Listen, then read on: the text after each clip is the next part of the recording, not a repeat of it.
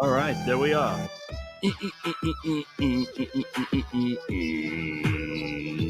Yeah, you made it to Friday. You've done very, very well for yourself. I keep saying this because every Friday is like, yes, we did it. Another lockdown Friday. We did it with both our hands, both our feet, our brains still in our heads. It's like a massive achievement. I mean, let's not overplay our card here, but I think it's a pretty good thing if you can get to that, right? So where's Leigh-Ann gone? She just disappeared on me. All right, everybody. I got to be frank with you. I don't actually know where Sia is this morning. I know he went down to Durban yesterday to be with family, and he's gone AWOL. So I hope he's okay. No word from him since early this morning. So I don't know entirely what's happening over there. But we will catch up with him, no doubt, through the course of the morning. And Leigh-Ann will be joining me shortly. Find out what's going on with her. Got a whole list of things to talk to her about. And I didn't have load shedding this morning. So again, small mercies, you know. So I'm just going to count my blessings at this point, even if it is just me talking to you this morning. A bunch of things I wanted to get into. Let me see what's on my agenda here, because there's a whole. I sent like this list of stuff to Sia last night. I think that might have frightened him off. First of all, Americans are talking about this thing called a stimmy. Do you know what a stimmy is? STIMMY. A stimmy. It is a stimulus check. So they've actually shortened it to the word stimmy, which is a ridiculous sounding word, but people are using it all over the internet. And if you've noticed people saying, got a bit of a stimmy this week, what they're talking about is that. Jenna says that the app doesn't seem to be working. Simpiwe, will you just let me know if the sound's coming through to you nicely and we're on the app? Because that shouldn't be happening. Might just be Jenna, but we'll see. But that's correct. That's the $1,400 check. $1,400 check that many Americans are receiving. Now, the funny thing about this $1,400 check is, first of all, although it's a whole bunch of free government money, it's been given to everybody across the board. It seems that, without any kind of, it doesn't have, there's no discrimination here. So it doesn't matter if you lost your job or you still have your job.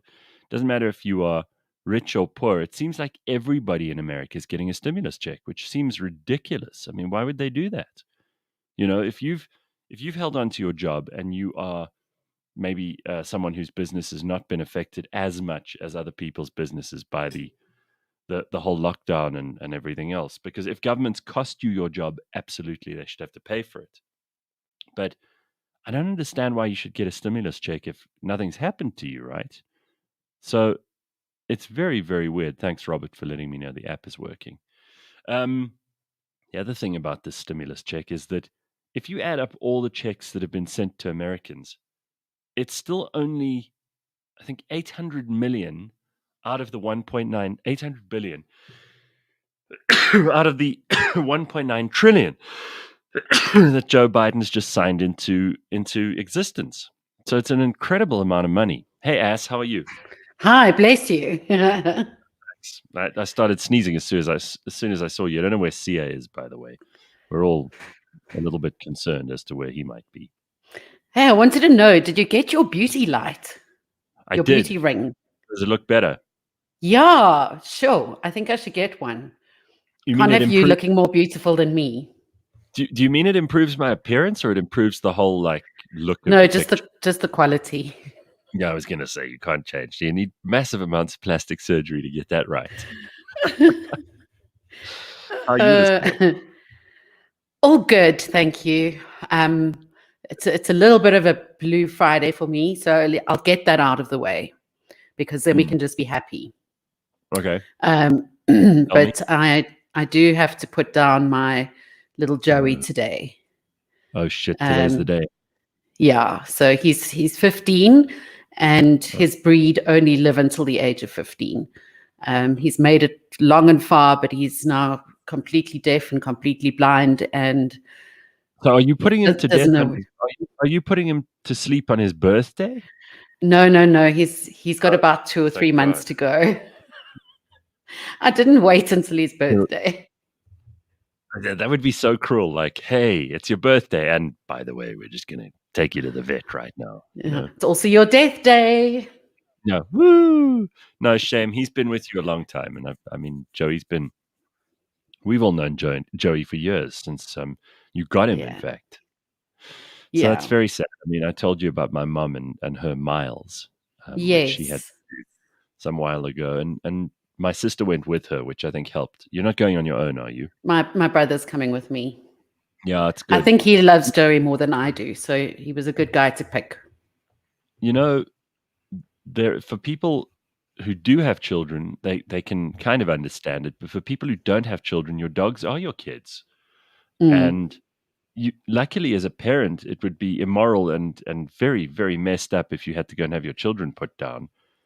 But it's somehow kinder than the situation for humans, where let's say you have to watch your parents get old and more unhappy and more unstable and more detached from reality. So when you have to do that with a dog, as horrible as it is, you get to do, I'm sure you've got a nice vet who's known Joey all his life, right? Yep. And that vet they'll treat the whole thing with a little bit of respect. It's not just, putting an animal to sleep. It's, it's kind of just saying goodbye, which is hard, but there are ways to do it. And I always think that if we could do that with humans, particularly humans who are really suffering, really, really suffering, not just people who've had enough, but people who are having a very painful time, or they're just mentally totally broken down, or they don't remember who they are. Those people, if they could choose, and in many cases they can, particularly people who are suffering from a horrible disease, let's say, I think they would choose to be put down rather than to wait for the inevitable heart attack or stroke or something to finish them off. Yeah, for sure. I know I would prefer a more dignified death. Yeah. And I think it's also got me thinking a lot about human death, because I wrote an article on sustainable and eco-friendly ways to go. So your actual cremation or your burial, because cremations and burials are really very toxic to the earth. Right. And here we are trying to drive good cars and, recycling and doing everything we can in life. And then in death, thanks for my title. At least I said reformed drunk. How can I take myself seriously while I'm telling you this amazing story? Sorry, just start again. I'll take that away. So did you even know that there are these new ways that that a lot of people are taking in terms of choices? So, I mean, if you think about cremation, that uses up tons of electricity and gas, and it also, emits carbon dioxide into the air. Sure. So that's a no-no. And then actual burial. Firstly, they do prepare the body in formaldehyde, because it's got to stay in some form of semblance, especially, if there's going to be an open casket or viewing. Right. The formaldehyde then leaks into the soil and is terribly toxic. It's very poisonous. Because what it does is it freezes cells in position. So cells actually just go into complete stasis and they die. Yeah. So they don't. Once they are dead, if they are already dead, then the formaldehyde just makes them stay exactly like that. It's almost like putting something in the deep freeze. Yeah, it's like Botox, but very, very deadly. Yeah. And then your actual casket. Every year there are millions of tons of trees, metals, concrete that get used up and thrown into the soil. So, one of my clients is actually a funeral home in the UK. Oh my God. Yeah. So this is why I'm like pretty into this stuff right now. Oh But my God. All right. the new way is to have a natural burial in a forest where you're put into the ground with a casket made of bamboo or wicker, or you're just wrapped in a shroud that's like unbleached cotton. And you don't have a headstone or anything like that. You rather plant a plant. I just want to say for all those people who woke up this morning going, I have a great morning today. I'm going to hear about fun things that are going on in the world. I'm going to talk about the news. We're going to hear about some interesting stories from Leigh-Ann and Gareth's life. Oh, the dog's being put down, and let's talk about funerals. I think this is a happy funeral, though. I really do, and I think I might change my will. No, I know, good for you. I hear you. It's like all these eco-friendly solutions, and also taking up less space and all that kind of thing. Yep. Now, can I put your title back up? Okay, so that part's done. Okay, Thanks. There we are. That's much better. I like that. So Leigh-Ann Mole and I, she's come out especially from the bedroom of her house into the study of her house to join us today. Isn't that exciting? All right. Yeah. So we do have a lot of things to get to this morning, and they don't all have to do with funerals or any. I suppose that's also in the news because of King Goodwill's one this week, which was covered nationally, and it was a big deal. So Princess Charlene, prisoner Charlene, was there. Oh, yes. Did you see? Was she there? Yeah, prisoner Charlene went to Cyril Ramaphosa, King Goodwill Zwelithini's funeral, and she was sitting like one row from the front because Cyril was right at the front with Mangosuthu Buthelezi and all the other dignitaries. This was at the memorial service yesterday, and prisoner Charlene was there, and it was nice to see her. She's looking great as always, except she was wearing one of those veils that a lot of Catholic women. And I presume she's Catholic because she's married to the Prince of Monaco. I don't know if she was before, but you know those kind of black veils that a lot of Catholic women wear at funerals, particularly Spanish, Italian, Portuguese, Greek women when they go to a funeral. And the problem was it slipped back and it had pulled a bit of her hair, and she had like there's something about Mary hair. Oh dear, a bit of a hair issue. Yeah, it's a hair issue. Let me just show you. And you can tell me. So does she know? Does she know the king? Yeah, she knew the king. She met him a couple of times there. Can you see that piece of hair there? It wasn't. It looks like her wig's lifting, but it's not just a wig. It's that hair that slipped back. Anyway, she was there and she looks great, and it was nice of her to pop in. And lots of people were very, very charmed by the fact that she'd come back specially for the funeral and paid her respects.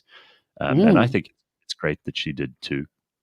But I didn't actually watch the memorial service. I'd had kind of enough by then, and it's nice to do these things, properly. And I appreciate the fact that the Zulu king has been buried with all of the traditions and the cultural significance that he should.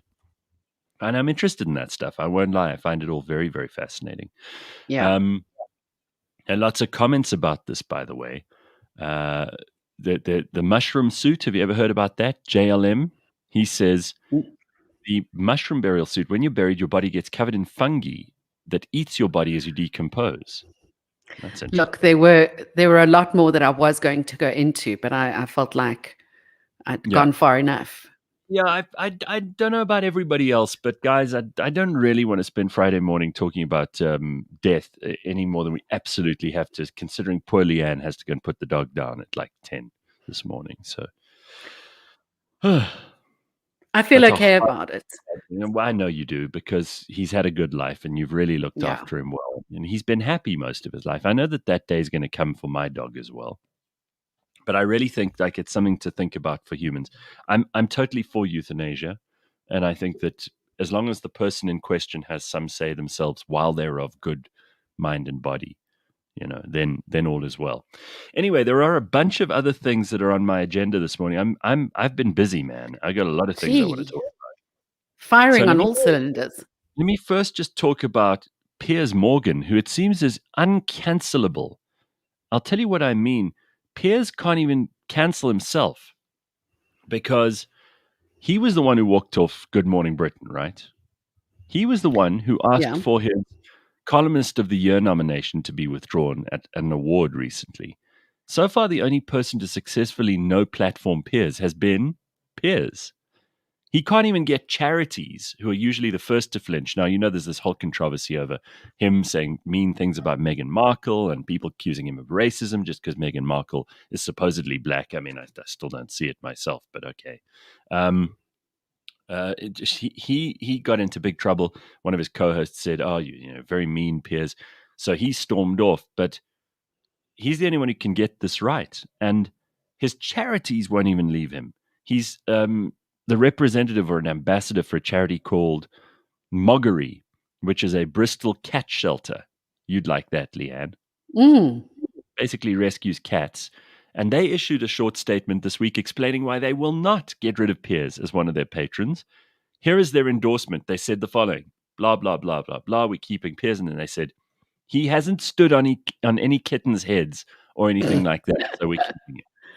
Listen, animal charities can't afford to lose patrons, firstly. But then wasn't he also going straight into another job? I'm not sure. I'm not sure about that. I don't know any more than you do, but that's what they said. And certainly he's not cancelable like most of us would be, because it seems that he just goes from one job to the next. I mean, when he lost the Larry King gig on CNN, most people wrote him off and said that's the end of Piers. Turned out not to be. So he is like a cat with 9 lives. But here's something interesting. Sharon Osbourne, of course, got into trouble. We talked about this briefly this week. Sharon Osbourne has a history of taking revenge on her enemies, and it's quite intense what Sharon gets up to. She's not one of those people who just lets things go. And, she says she was ambushed live on air by her colleagues on The Talk, which is like a version of The View on another channel. Yeah, right? I saw the clip, and it was very uncomfortable to watch. Yeah, it was very weird. And the two of them started shouting. There was this big black woman and her, I honestly don't know the woman's name. I only know Sharon. I don't know any of the people on The Talk except Sharon. And this woman and Sharon got into a big argument. Sharon was like shouting at her, and Sharon's a little, I mean, she's not a young woman. She's in at least her 70s, possibly even her 80s at this point. And, she's lived with Ozzy Osbourne, so she's used to taking a lot of shit. You don't want to fight with Sharon Osbourne. I think you'd come off second best. Anyway, this woman basically said, well, if you're standing up for Piers, then you're standing up for racism. And Sharon was horrified. And she said, you shouldn't talk to me like that. Who the hell do you think you are? That kind of thing. So it was all very messed up. Oh, look who's just joined us. She's 68, by the way. What happened to you? Oh, good morning, Sia. What happened? Sorry, guy. Did you overslept? My alarm did not go off. I'm sorry. We were worried about you. I didn't hear from you last night. I was like, what the hell's going on with this dude? I feel like such a doers. The fact that the one time I'm here at home and then I'm like, great. Yeah, I slept with no electricity. I'm back with no electricity. I'm sorry, guys. So Sia phoned me yesterday afternoon at like, what was it, 2, 3? Uh-huh. And he said, listen, I found a really cheap ticket and I'm gonna go to Durban for the weekend because it's a long weekend, remember? Monday's a public holiday. Woohoo! Yay. So he decided, screw that, I'm gonna use this long weekend, which of course is a very good idea. And he found this how much did your ticket cost you? It was about 400 odd rand. I mean, I'm sure. I think it's a bit of a song of like, I got my ticket for the long. Never mind. Okay, sorry. Anyways, sorry, guys. No, please don't start off. We've had a rough Friday morning already with Leigh-Ann telling us funerals. And anyway, so Sia got this 400 rand ticket and he's decided to go down to KZN to be with the family for the long weekend, which is awesome. I might be doing that for Easter. And just in case you put in your diary that you're going to wake up early on Monday morning, we're not going to be here. So don't, Leigh-Ann, you must put in your diary that we're not. I'm notorious for. Yeah. Sometimes Leigh-Ann pitches up at Cliff Central Studios on a public holiday, and we're not there to do a show, and then she has to turn around and drive home all on her own. With Leigh-Ann, I actually do have a reminder on her radio. I actually do have a reminder for Sunday afternoon to go. And by the way, tomorrow is a no-go. Thank you, Sia. So listen to this. So Sharon Osbourne has this whole drama on her show, and she's well known for taking revenge on people because now she's kind of been cancelled. Sharon, she's lost her job on the talk, and she's on the rampage already. She started off by saying, "Oh, I'm really sorry for what happened. This is not what I meant." Blah blah. You never apologize to the people who try to cancel you ever because they don't care about you. Sharon didn't really do that. Now she's changing her tune slightly. She's like, I was set up by those other bitches, and she's having a go. But here's the exciting thing. So Sharon Osbourne before, when people have looked for trouble with her or they've been mean to Ozzy, these are some of the things that she has done before. She pisses in a whiskey bottle and sends it to them in the mail. Wait a minute. Sounds like my sort of person. You'd like this, Sia. She's very, very petty and mean. Oh, wait a minute. Number one is that. Number two, this is even more depraved, but it's Sharon. I mean, I'm not going to be surprised by this. Her husband bit the head off a bat on stage once. So, number two, she shits in a Tiffany box. You know, the jewelry store. Tiffany. Yes, she shits in a Tiffany box and then sends it to them. I'm not complaining. Yeah, how's that? And then number three, she pops an unwrapped wine gum into her vagina and then sends that to them. So there's going to be some interesting mail going from the Osbourne house in the next few days. Just get ready. She's really vicious, but she is so protective of the people that she knows and loves. And you really have to be on her good side. But I want to now. I love. Look, I don't like those things she does. I think all of them are revolting. But man, you would want a friend like Sharon, right? Yeah. You got to do what you got to do. And I don't know if you spoke about the full context of the story as to what happened in her words. She said she was just set up. She was caught off guard by people who are. Oh, hang on. I think we've got a problem here with the Comrex. Jesus, we are having technical issues this week. Like you can't. One of those weeks. Delightful, isn't it? It's like this. Everything keeps resetting itself. It's all thanks to Eskom because everything was working fine before we started having 6 a.m. load shedding. All right, so it seems we're back on. So we did discuss what actually happened.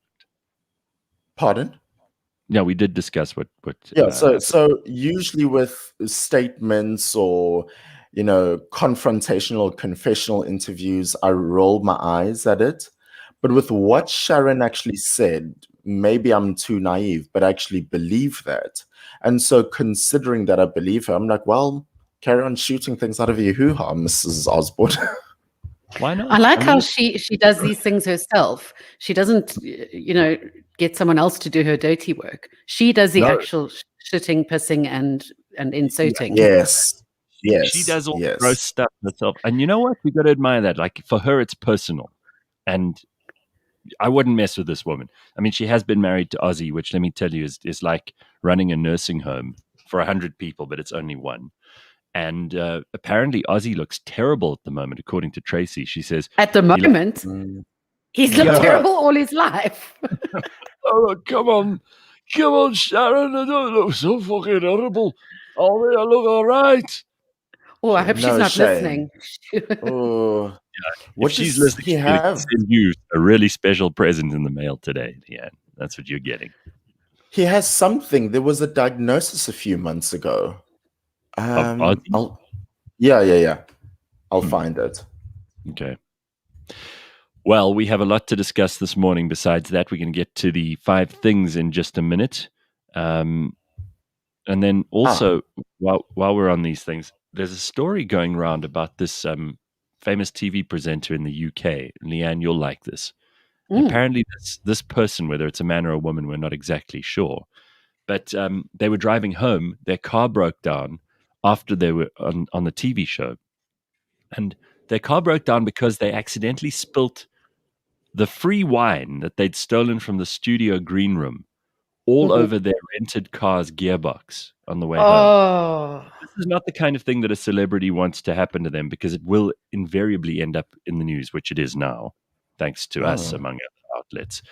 But apparently, they later told colleagues that the incident had taught them a very important lesson, this unknown celebrity. And I really don't know who it is, otherwise I'd tell you. But they now keep their car wine in a thermos flask. Now, isn't that clever? I mean, car wine. Now we car wine. Well, they've learned their lesson, and at least they're showing that they can move on from mistakes. The biggest part of all this is that they've picked themselves up, and they've learned better ways. This really is not how you want to be known the world over. No. You want to be known like that for car wine. Okay, let's get to the headlines for this morning. We're going to do those in a second. These will be the 5 things you need to know. And, of course, some interesting comments coming through here. Brandon says he didn't even realize public holiday Monday. Great news on a Friday. Oh. Yes, it is. Yes, very nice. What a nice surprise. And COVID Solutions says, Sia, it's because you're subsidizing Cyril's geoengineering program. They'd fly the planes empty if they had to. Were the planes empty when you flew down? Oh my goodness, no. It was fully packed. And I'm usually one of those people who checks in advance, and I'm able to at least get an aisle seat. That's one of my things, because I just prefer being on that side for a bit of freedom. And people were moving.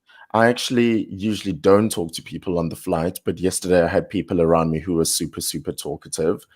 And people are working. People who were in Joburg for work and are going back to Durban, people who were getting things done in Joburg and wanted a bit of a break in Durban, and people who, it was great to see how busy things were. But yeah, from where I was sitting and from what I saw, there was not an empty seat on the flight. Well, that's good news. I suppose it's like traffic that's getting back to normal, We're all very, very pleased that the traffic is starting to reset to the way that it used to be pre-COVID. That makes me happy. If you want to get hold of us, 0797482090, that is the number you can call us on. Let us know what you're up to this morning. First story in the news, this is Cyril Ramaphosa, who spoke at the Zulu King's funeral and memorial service. He did the eulogy. He said it was a sad day for the nation. He said that the passing of King Goodwill Zwelithini was like losing a leader who was a unifier and who abhorred violence. Well, I actually was at an event last night with Mondli Makhanya, who is the editor of the City Press, and he had a very different take on King Goodwill Zwelithini. Now, it takes a lot of balls to be able to say true things. We've discussed this so much on the show before. To be able to be honest and truthful about someone when they've departed, right? It takes an enormously brave person to do that. It's not mean. It's not cruel. It's actually what we need as human beings to remind us that we're imperfect and that everybody who dies is imperfect. This guy's been buried in all the glory that a Zulu monarch should be buried in. I love the culture. I love the history. I love the fact that everybody was in a state because of the king's passing, because it's about the nation. But the person left a lot to be desired. And Mondli Makhanya did not mince his words in an article in the City Press, which I encourage you to read if you really care about history, in which he takes apart the king's legacy bit by bit and explains that King Goodwill Zwelithini was not a perfect man in any way, and that King Goodwill Zwelithini is probably one of the least effective people in South African apartheid and post-apartheid history. And it's a very, very hard-hitting column. Yeah, I would consider it our duty to not just go, oh, woe is everybody, the king is gone. I would encourage you to read the very sobering words of Mondli Makhanya if you really feel like understanding what we're going through in this country and what role that king played. So it's just... That's quite different to hear. Yeah, Cyril's just doing what everyone does and saying, oh no, the king's gone and he was great. He was a leader, unifier, he abhorred violence. Remember, this is a king who said that people who are here in the country from other countries, whether legal or illegal, should go home. This is a king who said He's not for gay marriage. I mean, all of those things are acceptable points of view from the point of view that, if you were an anti-immigration person, which clearly he was, you're entitled to your opinion. If you are like the Catholic Church or King Goodwill's Relatini, a traditionalist, then gay marriage is not for you. I understand that. Not everybody has to comply with those rules. But they are sometimes best kept to yourself if you're a private individual, which he was supposed to have been. He didn't help unify the country during the ugly politics between Inkatha and the ANC in the early 90s. And the IFP and the king played their role in making more people the victims of violence, not making less. So there is a lot to be discussed. And I actually had this conversation with Mangosuthu Buthelezi when we interviewed him in the studio. And he doesn't gloss over it, to his credit. But it's worth just paying attention to what Mondli Makanya had to say. Anyway, Cyril gave the eulogy, and he said it was during His Majesty's reign that the Zulu kingdom achieved stability and harmony. Ramaphosa delivered this eulogy at the memorial in KwaNongoma in northern KwaZulu-Natal. So it's just good to have a different point of view here. That's quite an perhaps unpopular thing to be said at this time, because we know how South Africa is when it comes to death, and we know how much when a person passes away, we instantly have a particular respect and reverence for a person.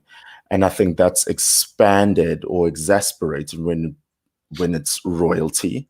Yes, absolutely. So, we forget all the bad things. We only say nice things, Completely. And I'll admit I didn't watch the eulogy. I didn't watch the president deliver it.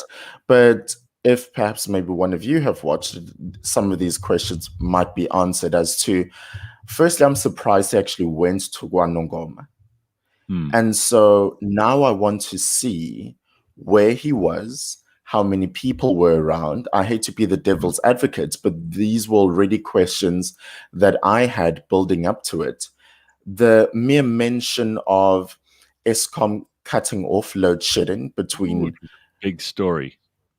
And granted, it is Eskom cutting load shedding for a few hours during the day. And for them to actually have the audacity to say, oh, it is because we are respecting the king, makes me go, oh, wait a minute. So what about the big issues that you said you had? So those issues can be waived. What about ordinary people who've been suffering with your load shedding, have lost their businesses and their livelihoods, and poor people whose food has gone off in their fridges because you don't care about them? But the king dies and suddenly Eskom can make a plan. Someone jokingly mentioned it on Twitter, but I think it's so apt. Someone said on Twitter, oh, okay, so if one minister, deputy minister, or friend to parliament dies every single month, we won't have load shedding. Is that what you're saying to Eskom? And then, so secondly, I also want to see how many people were around the president as he delivered this, because what happened to all of the social distancing and maximum capacity regulations, or is that all thrown out the window because the king has died? I do get it. It's all with due respect, but also as a bit of a scorned and tired South African, I go, actually, I'm done with the double standards here. Well, that's it, especially after we've all been through, it'll be a year next week of lockdown. Oh, I should not be saying this in Durban right now. The Zulus will come for you, Sia, even if you're one of them. This is, again, I don't know why we seem to be attracting a lot of these stories this morning, because we've been talking about this stuff all day. It might be because of the king and the context of his death. But Apartheid's last president, F.W. de Klerk, has announced that he has been diagnosed with cancer. He announced that on Thursday, which was his birthday, his 85th birthday. So F.W. de Klerk, the last president of the Nationalist Party and the president who saw the government of national unity established with Nelson Mandela, freed him from jail, made that famous speech which unbanned the ANC, a president who you cannot deny has played more than his part in the history of this country, and someone who's been vilified rather unfairly by a generation that has come one or two generations after his and expected everyone to be perfect before them, and doesn't maybe have an appreciation for the history of this country. F.W. de Klerk revealing that he has cancer and it affects the tissue that lines the lungs. It's a mesothelioma. That's what they call it. Foundation said he would begin immunotherapy next week. There's no immediate threat. We're confident that the treatment will be successful. And the average life expectancy is 18 to 31 months after diagnosis, but prognosis may improve with treatment. So it includes chest pain, shortness of breath, general fatigue. And it's very brave of him to come out and say that. I mean, what is his reason for telling people? He's 85, and I suppose someone must have asked, how are you health-wise? I mean, man. He's been there, and he's our longest lived president at this point, in terms of absolute old age. And Nelson Mandela obviously started a lot later as president, but he's been around the longest since his presidency ended. And I think a lot of people must have asked him, and he just eventually had to come out with it and say, hey, this is the story. So there it is. So FW de Klerk, a bit of news there on from the de Klerk Foundation. 66 crocodiles have been recaptured so far following that mass escape from a Bonnievale farm. Remember, we talked about this 2 weeks ago?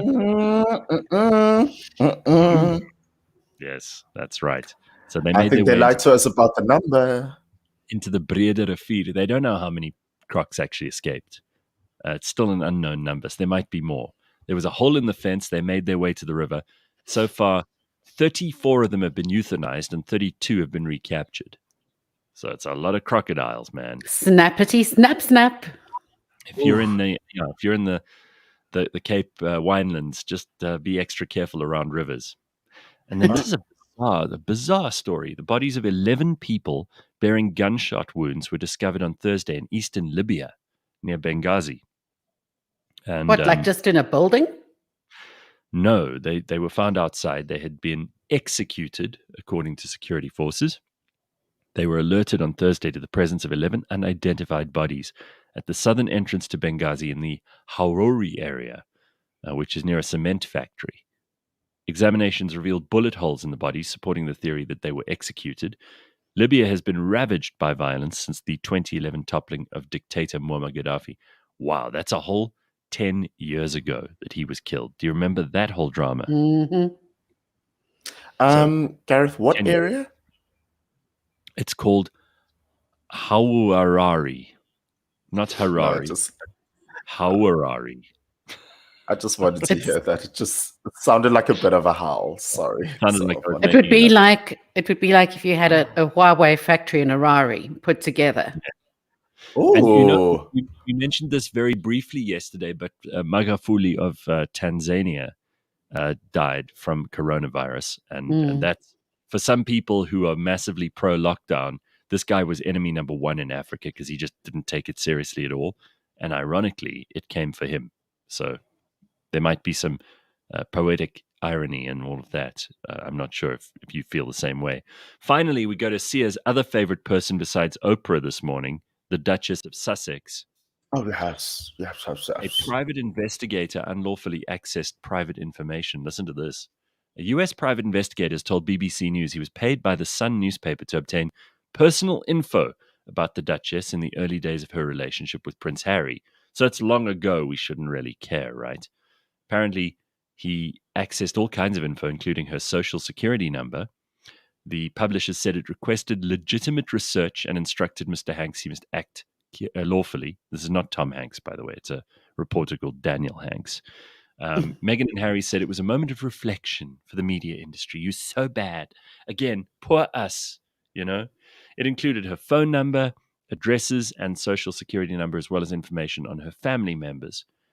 The report also included info on her ex-husband and a former boyfriend. Well, that's more information than she's ever given us about the ex-husband and the former boyfriend.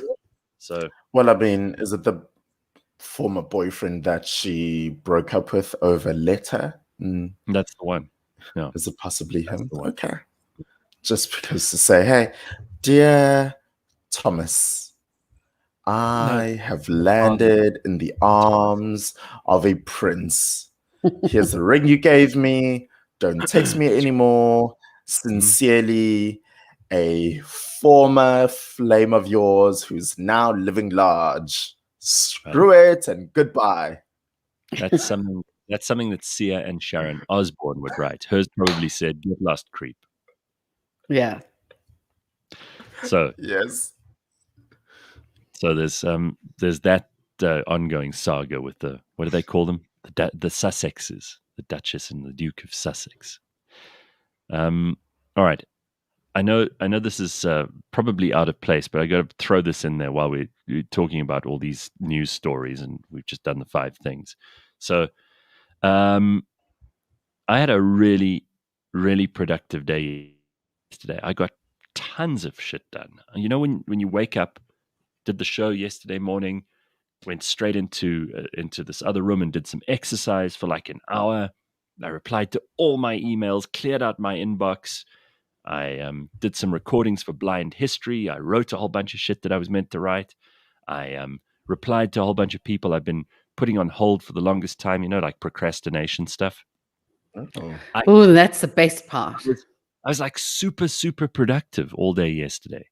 And then I went to this thing last night with, I even took the dog for a walk. I did like I went shopping. I did all my shopping, which I haven't done for like 2 weeks. Wow. So I got like a ton of stuff done yesterday. I was feeling extra productive, and it happens sometimes. It's almost an aberration, just like those days where you don't feel like doing anything. Mm-hmm. We all know those. And you think that you'll get into bed feeling really satisfied after all of that. I mean, I too had a productive day yesterday and thought that I would collapse into bed and fall asleep. But because I'd done so much, my mind was too wired. So I listened to some sleep guided meditation audio. And does that work? Yeah, it usually puts me to sleep in the first 5 to 10 minutes. This one lasted boredom, or really it does a job. It's job. No, it does its job. It's the music and the talking and the gaps in between the talking. But this time it ended after an hour and I was still wired and awake. So I only got to sleep at about 2 with more and more meditation music. I feel rested though.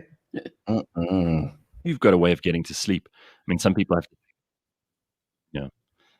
to take those pills, and that's one thing I've never done is take sleeping pills. I've done it on a plane before, but I don't take sleeping pills usually.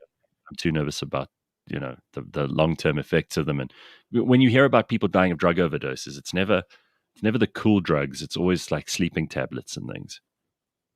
And I'm just accidental overdoses. And I've told you a million times, like I could just sleep anytime. You just give me somewhere to lie down, and it sometimes takes me a bit longer, especially at night. If I haven't done enough work during the day, or if I've done too much. Listen to this quickly. This is cool. So Rand Paul is a senator in the United States, and he had Dr. Fauci sitting in front of him. And this is something I've wanted to ask someone like Dr. Fauci for a very long time. If you've been vaccinated, you don't need the masks because the vaccine works. Otherwise, why have the vaccine? So you're pretty much. Are you saying this? This is what the scientists are saying, the doctors. So Dr. Fauci is saying to people, no, you must keep wearing masks. Sometimes you must even wear 2 masks because even if you've been immunized, even if you've been vaccinated, you should still wear these masks, which is kind of stupid. If you want people to get the vaccination, then tell them that you can lose the mask once you've been vaccinated. So here's Rand Paul putting his case to Dr. Fauci. And I've got to tell you, like Dr. Fauci is just a little bit lost in all this exchange. I don't think he has an answer because Rand Paul is accusing him of putting on a show for political purposes, which may be possible. Let's just, let's look at this and you decide for yourself. No evidence that there are significant reinfections after vaccine. In fact, I don't think we have a hospitalization in the United States after the 2-week period after the second vaccination. We don't have a death in the United States. You're not hearing what I'm saying about variants. We're talking about wild type versus variants. And what proof is there that there are significant reinfections with hospitalizations and death from the variants? None in our country. Zero. Well, because we don't have a prevalent of a variant yet. We're having one. We're having one. Finish. We're having one. We're having one. Becoming more dominant. Policy based on conjecture. It isn't based on conjecture. You want people to wear masks for a couple of years. You've been vaccinated, and you parade around in two masks for show. No, you can't get it again. There's almost 0% chance you're going to get it, and you're telling people with them that have had the vaccine who have immunity. You're defying everything we know about immunity by telling people to wear masks who've been vaccinated. Instead, you should be saying there is no science to say we're going to have a problem from the large number of people being vaccinated. You want to get rid of vaccine hesitancy? Tell them quit wearing their mask after they get the vaccine. You want people to get the vaccine? Give them a reward instead of telling them that the nanny state's going to be there for 3 more years and you got to wear a mask forever. People don't want to hear it. There's no science behind it. Let me just state for the record that masks are not theater. Masks are protective. And we have immunity there, theater. If you already have immunity, you're wearing a mask to give comfort to others. You're not wearing a mask because of any science. I totally disagree with you. Dr. Fauci, if you could respond so that we could understand the... He totally disagrees with him, but this is very annoying. I'm sorry, by the way, if you heard an echo there. I don't know whether we've got... I felt like I'd taken some of those sleeping tablets. Sorry. Oh. Listen, Rand Paul is arguing with Fauci. Now, of course, a lot of people say to you, "Ooh, you should never argue with a doctor." But this doctor is making public policy, so it's absolutely appropriate that a politician should be arguing with him. And the politician is saying, "Listen, Dr. Fauci, you've had the vaccine. There's no reason for you to wear the mask. You can't infect other people, and you can't get infected." I didn't think about it, but it sounds like something reasonable to think or ask. Fauci goes, "I disagree with you," but he doesn't say why. He doesn't explain it. And trust me, the clip goes on a lot longer. I just got you the fun part where they're arguing. But it goes on a lot longer, and Fauci's stumped because he knows as a scientist, it's not really something he can argue with. It's very, very odd. I just thought... Sorry, we've been talking about in the whole video and interaction, I was taken by two things. Firstly, his name sounds very cool. Rand Paul. You can just make it work in different ways. Sounds very, I don't know. Like RuPaul's sister. I don't know what he needs to trademark it for, but he can. Rand Paul sheets, Rand Paul nougat, Rand Paul wine New gum, fragrance something. by Rand Paul. Yeah. See? There we go. Secondly, I was also taken by his salt and pepper hair. Now, he is one of the people who looks great with salt and pepper hair, and it just works on them. You know, some people like have some gray and they instantly look old. This Rand Paul guy works on him. You know, it makes him look distinguished. Random things that I was taken by. I have a friend who's got silver hair, and he's like in his 30s. But he's got like silver hair. It's like, honestly, it's the color of the metal. It's amazing. It's really, really cool. You're not going to see me go silver because I'm blonde anyway, so it's going to be hidden for a while. But this guy was dark. He had like black hair, and then somewhere in his late 20s, early 30s, he just went silvery. I like it. Ooh. Yeah. I don't know if someone in their 30s likes it when, it's all hereditary and coming to play so young. But if you look good and you can pull it off, then great. Sure. Why not? So there's Rand Paul giving the gears to Dr. Anthony Fauci, who's become like a saint to some people who are pro-lockdown and who think that Dr. Fauci is the greatest doctor that's ever lived. And remember, he was the guy who told us not to wear masks in the beginning of the pandemic. And he also changed his position on whether schools should open or not. And, he again, like every other person in the world, is a person, and he sometimes gets it wrong. You cannot worship a person. It's a very bad idea. Well, as Carl says on the chat, that Rand Paul doesn't give Fauci a chance to respond. He says it is sad, though, that this rand is stronger than ours. Absolutely. So who do you think is the richest black man in the United States? In fact, in American history? Oh no, I heard this and I still don't believe it fully. I really thought it was Dr. Dre because of that deal he did with Beats. Like he was a billionaire because of that deal. And I thought Dre was the richest black man in history in America. And it turns out no. I mean, the richest man ever in the whole history of the world was a black man. It was a King Musa in West Africa. He was supposedly the richest man of all time ever. If you go and you Google richest people that have ever lived, it was at the top of the list is a black man. It's not who you'd expect it. It's not like Louis the 14th or any of that stuff. So this King Musa, let me just find his designation so I could tell you. Basically, his capital was Timbuktu. Richest man of all time. Here we go. So here it ranks these people.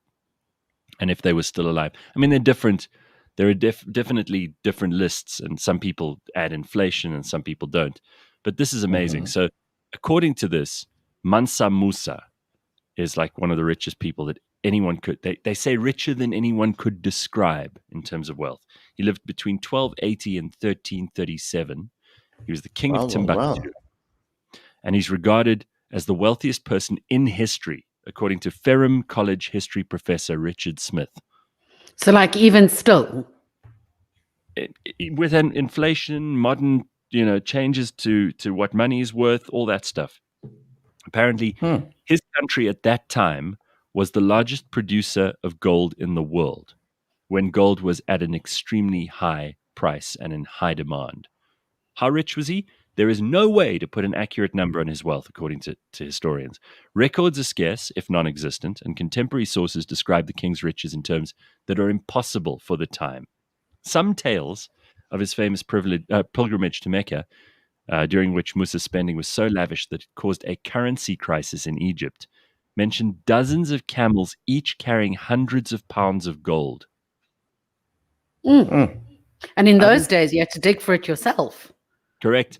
Others said that his army consisted of 200,000 men, including 40,000 archers, which are troop numbers even modern superpowers would have a difficult time bringing to the field. It's unbelievable. Jeez. Yeah. This is the richest guy anyone has ever seen. That is the point, says this Professor Ware. They're trying to find words to explain that. There are pictures of him holding a scepter of gold and a throne of gold, holding a cup of gold with a crown of gold. Imagine as much gold as you think a human being could possess and double it. And that's what he had. So in case you think it was just, this person that we're going to reveal to you now, it really wasn't. This Mansa Musa was incredibly wealthy. So Leigh-Ann knows who the richest black man in American history is. And who is it? Dun, da, da, da. Kanye West. That's right. With a net worth of more than $6 billion US.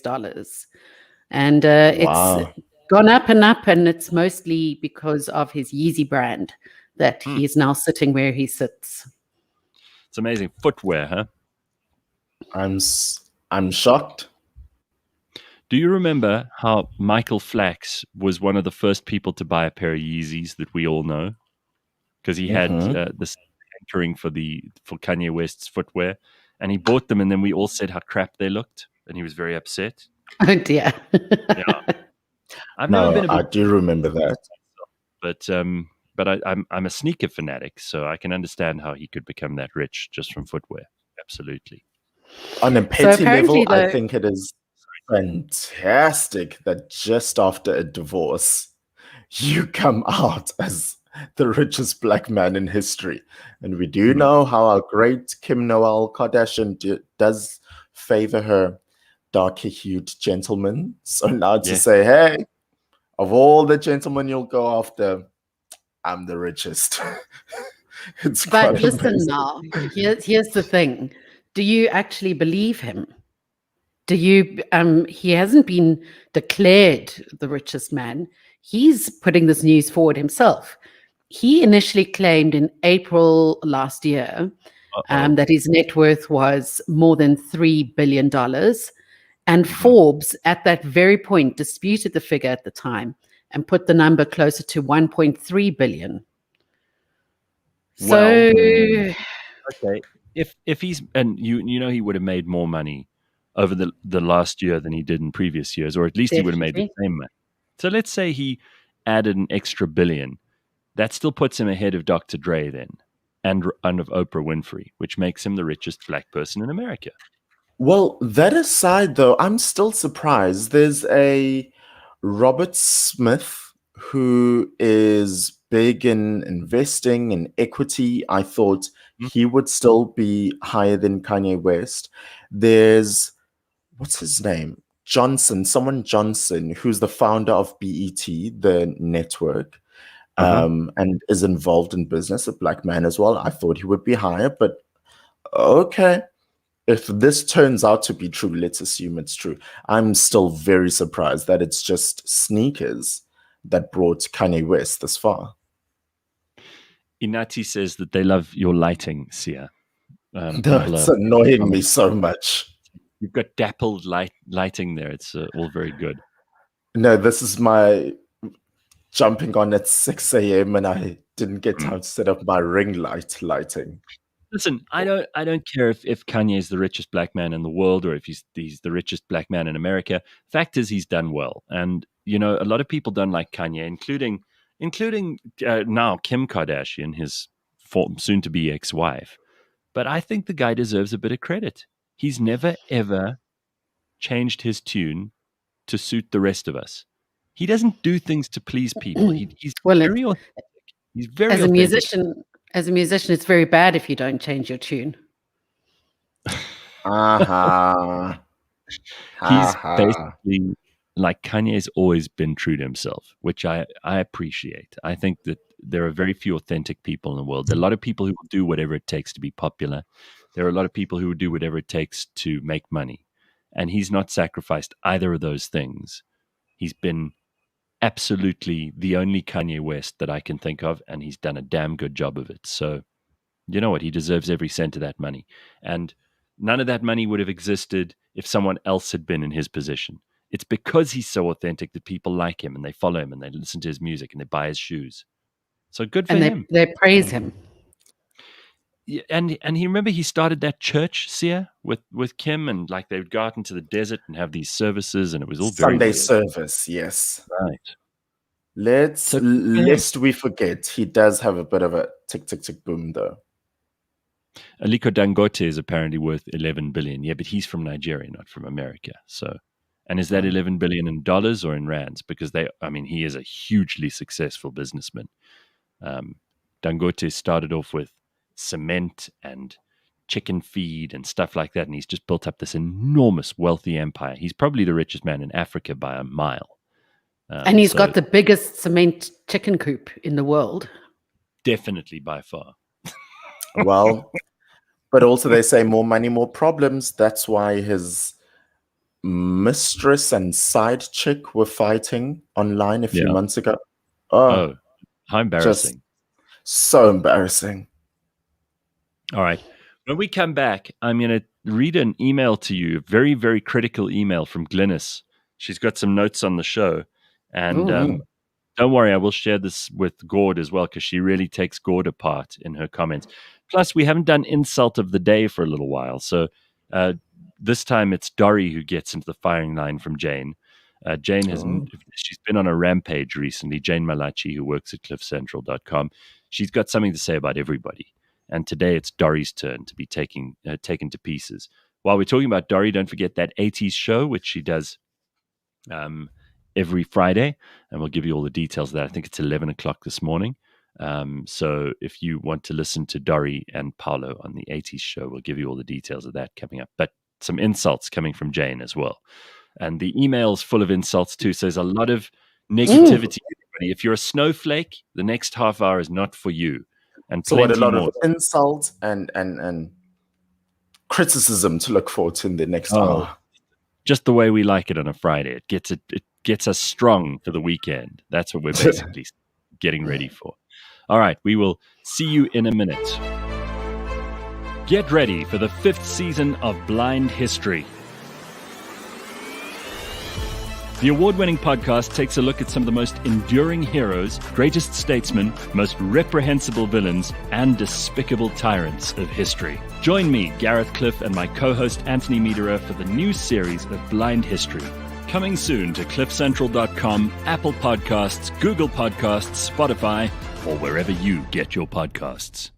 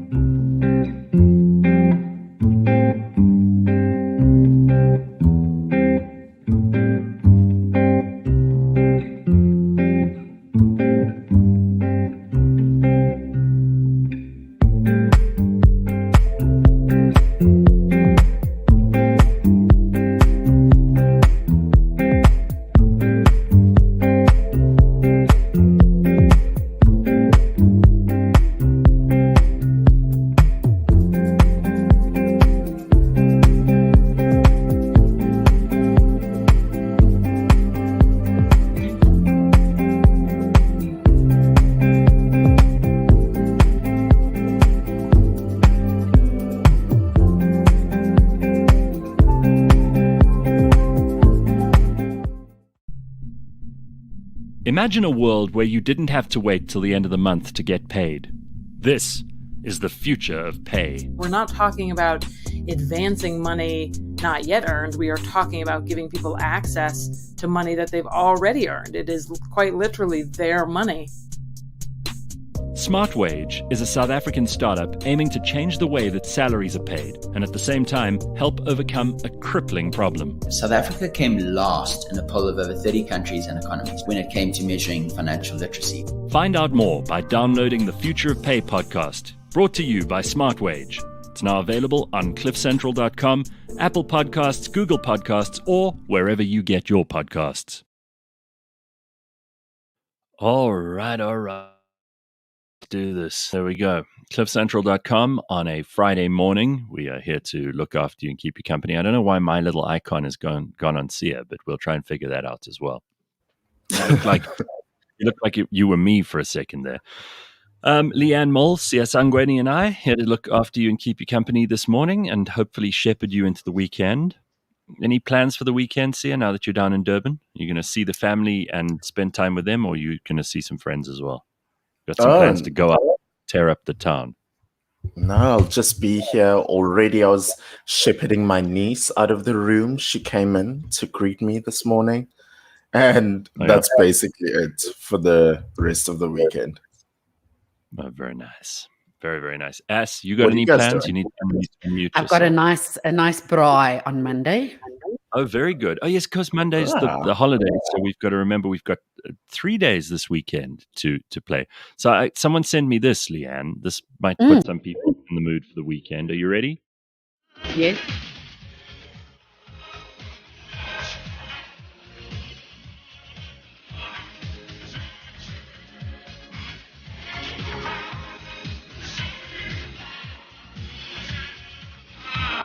But that someone made some. I think it's TikTok or whatever, and someone sent it to me. So that's it's what's it called? Deep faking. Yeah. Yes, it is. Because I promise you, I've never sung "Never Can I Give You Up" or "Never." Just one more time, please. No, see, I can't play it again. Sorry. Nope. That is golden. That is absolutely golden. Yeah. So here is a piece of very, very hard feedback from Glynis, who obviously loves the show, and I appreciate, Glynis, all your feedback. She says, I absolutely love both the podcasts and the new YouTube show. Congratulations and thank you. You see, if she'd stopped there, then that would have been amazing. Yeah, love Glynis. Right. Yes. She goes, however, when Gord is on your show, I cannot listen or watch. He brings down the level of the show with his monotonous ramblings, which go on endlessly. Don't worry, I will share this with Gord, by the way.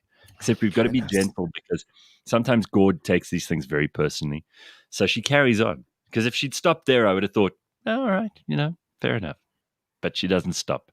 She goes, he constantly interrupts you. He is visually repulsive. With his hairy face, tattoos, and his non-stop smoking. He looks like a homeless person and is very unkempt. Oh, my goodness. I know. So on those days, I am unfortunately the loser of the content of the show, as I cannot watch or listen. All the other guests are enjoyable. Sia is both knowledgeable, cute, fresh, and clean-looking. She likes you, Sia. I'm visually non-repulsive. You're not repulsive. Young chap. Leigh-Ann is awesome. Neither interrupt each other or you and are not aesthetically repulsive. She repeats that. Did she say not as aesthetically repulsive? And not aesthetically repulsive. Oh. Here's to many more years of being awesome. Regards, Glynis. So I love Glynis's mail, personally. I thought you would. Visually repulsive. That's very hard hitting. Hey, sure. I don't know how we deal with that. Gareth, Glynis, I feel like you're mincing your words. Please tell us what you really feel. Yeah, there wasn't any mention of you, Gareth. Did you leave that paragraph out? No. That was all there was. That was it. I promise. That was all there was. Okay. You don't believe me? No. I'm just putting your socks. No, I promise. That was all there was, Leigh-Ann. I wouldn't lie to you. I would never tell a lie. Never gonna tell a lie. Never gonna say goodbye. Never gonna. There, you can use that for the next one. So you don't have to make one out of deep fakes. All right, so listen to this. This is Jane, what she had to say to Dory. I'm just going to play it off my phone because that's the easiest way to do it. So Jane Malachi, who works with us at cliffcentral.com, she can be very, very hardcore. She's got things to say, like Glynis, about everybody. And she doesn't hold back. There's no... she's almost like Sharon Osbourne, but much more unapologetic than Sharon Osbourne. Because even Sharon apologized about what happened on the talk last week. So listen to Jane. This is what she had to say about Dory. Dory, because I came back this week, I saw some Messi at the toilet. And one thing, you're just always eating. Are you ever get full? Because all the time you're having food on your hands. I don't know, Dory. Please try to limit eating, please. Especially now, people that are suffering, when are you always eating? Please, Dory. Very basically, just mean and mean-spirited and comes from a bad place. And, Jane doesn't give a shit, huh? So this is Dory's response. We always give the insultee a right of reply. It wouldn't be fair otherwise. And Dory took the high ground here. She was not going to let Jane talk to her like that. What did she mention? The state of the toilet since Dory's been back, which is, I think, that's private, and I don't know why she decided to bring it up. And then also about how she's always eating. Which, yes. I do notice, like, Dory brings a packed lunch. The rest of us normally, we order something in or whatever. So she's very fastidious about this, and she always has packets and Tupperwares and bags and stuff. But I don't know if it's fair of Jane to say she's always eating. Jane... It's not a bad thing. Jane tends to dramatize and accentuate and exaggerate just about everything. But here's Dory's reply, okay? Jane, it amazes me that you... Oh, hang on, it just stopped, sorry. It does that. Weak, and you think you know me so well. And you know what? You're wrong. You don't know me at all. But I'm going to help you, Jane. You only see me 2 hours a week, so I'm going to send you pictures of all the food I'm eating outside of those 2 hours so that you can be absolutely sure of what I'm eating all the time. Expect approximately 20 pictures in your inbox every day. Cool. Cheers. So Dory not taking any shit, but definitely occupying the moral high ground here. So my. Wait and see, because who have we had so far? We've had...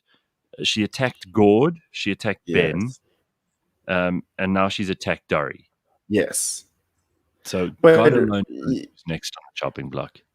really, Aus Jane is a very rare breed, and I hope with these glimpses of voice notes and the amount of time she's been on the show, people understand that, because whatever's happening in your life to you, she can take offense or something towards it. Yesterday, I was speaking to her while I was actually at the airport, and she goes, where are you?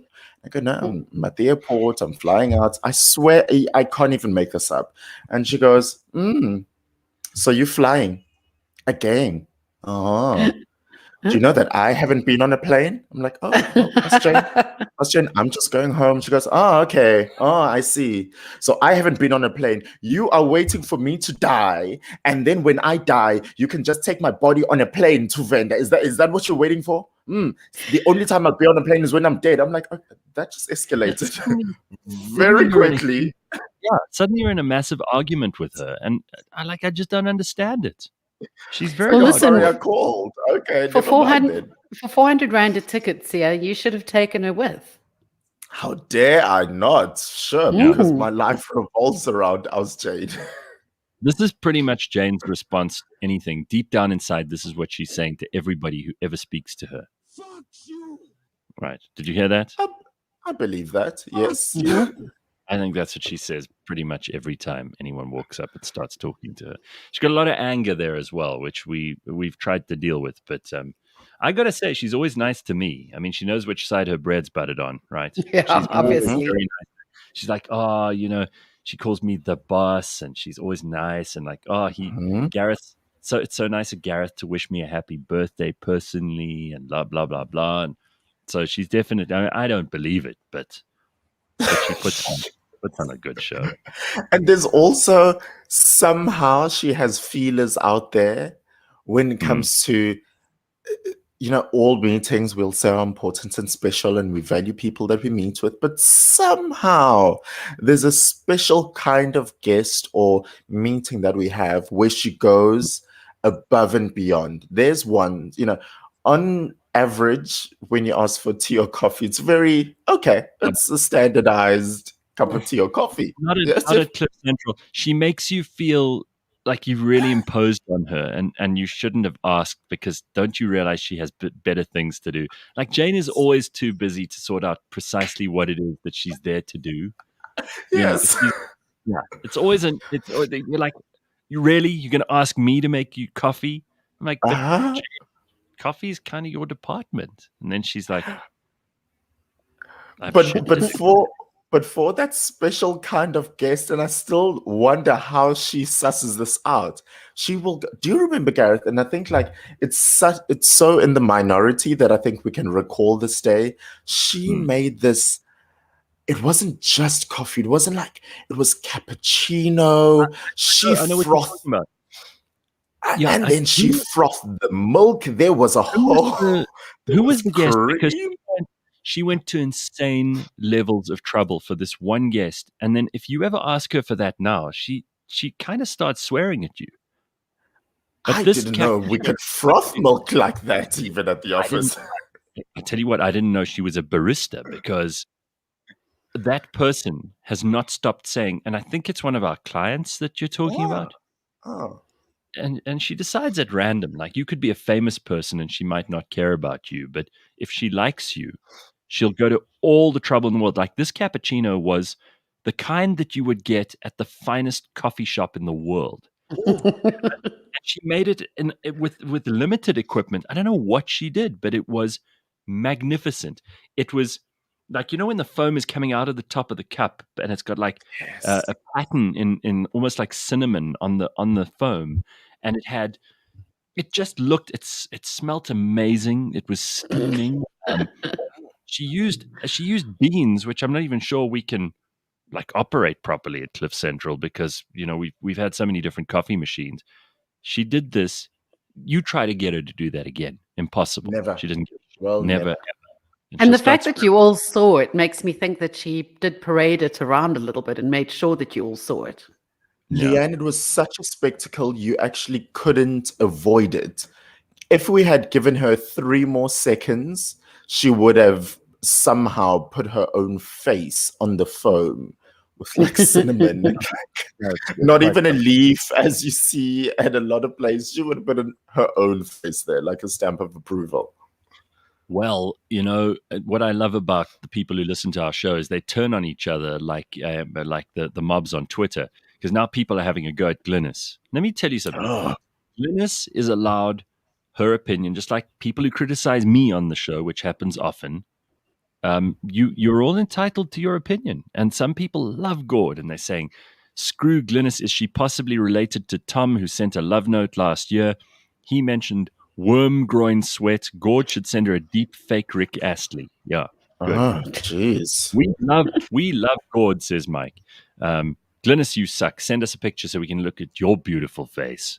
Sure, people are mean. Let me just explain to you. So I will gently introduce Gord to Glynis's email, because I think he will find it funny in the long run. Nobody likes being called visually repulsive, but I've been used to it my whole life, so I'm okay with it, and I'll show Gord how to be okay with it too. All right. Maybe let's not do it straight off the bat at 6, because we know how Gord doesn't like that. Jeremy says Gord is terrible, but Damon is the worst. Oh, my word.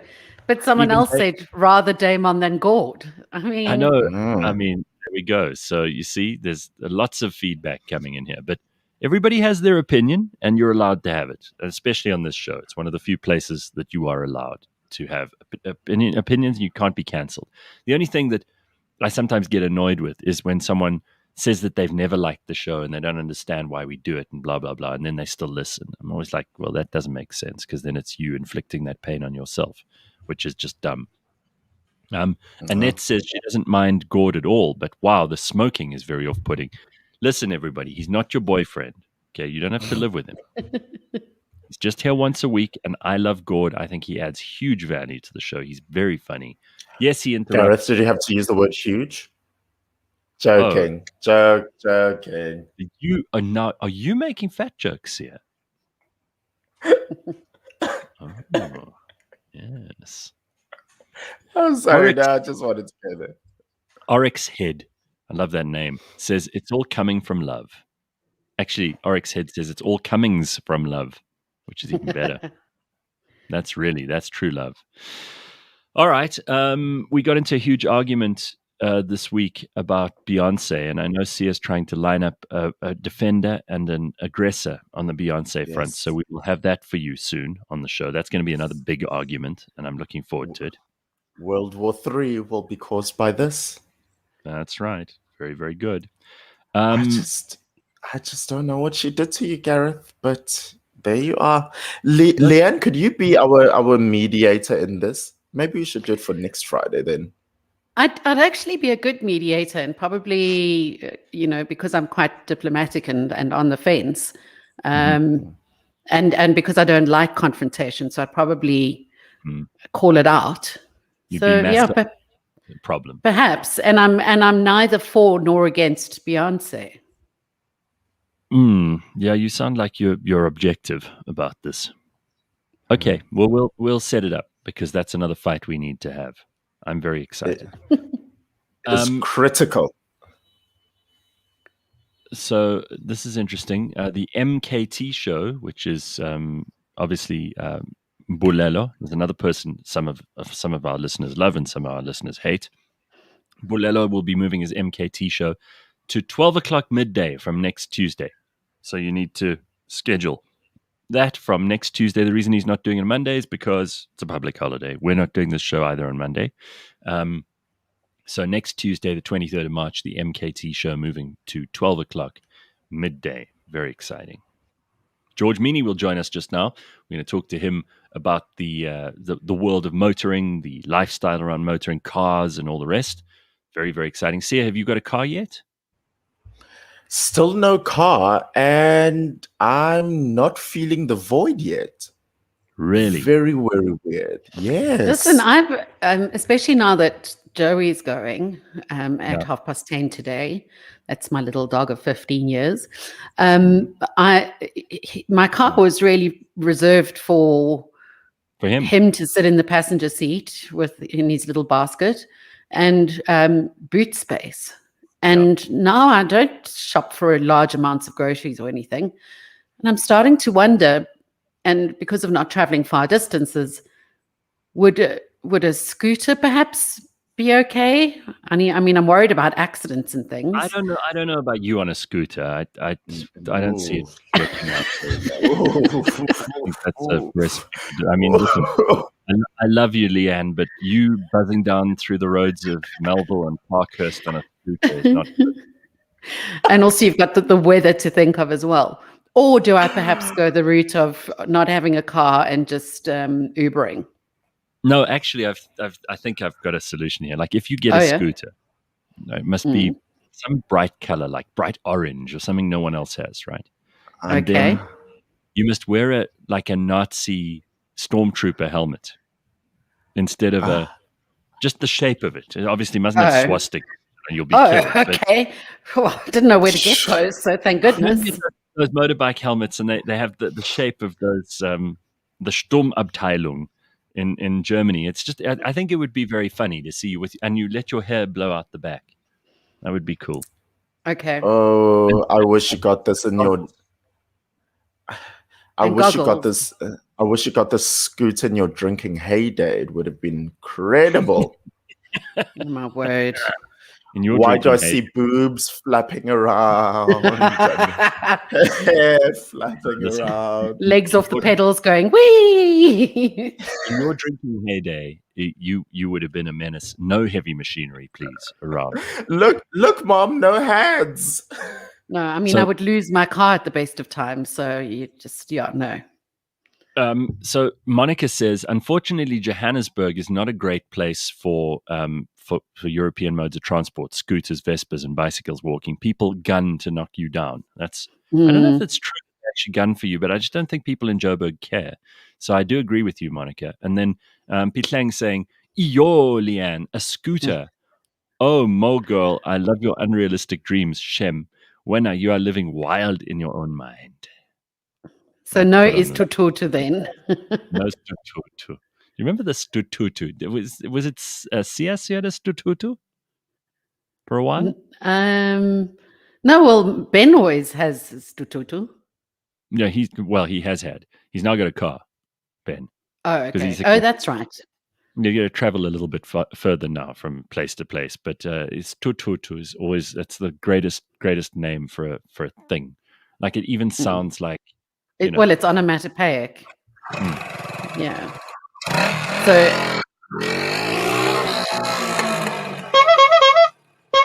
there are a few words in Zulu that are very onomatopoeic. So there's tututu because it goes tutututututu. There's utingo because it goes ting ting, which is a phone. I didn't think of that. I'm trying to think of. I'll think of some others over the weekend. I used to know a whole lot of them. Very good. You are a wealth of odd knowledge, Leigh-Ann. That is nothing but a compliment. Didn't you see Leigh-Ann in the front row with all the Zulu maidens with their tits out? She was there. I definitely did.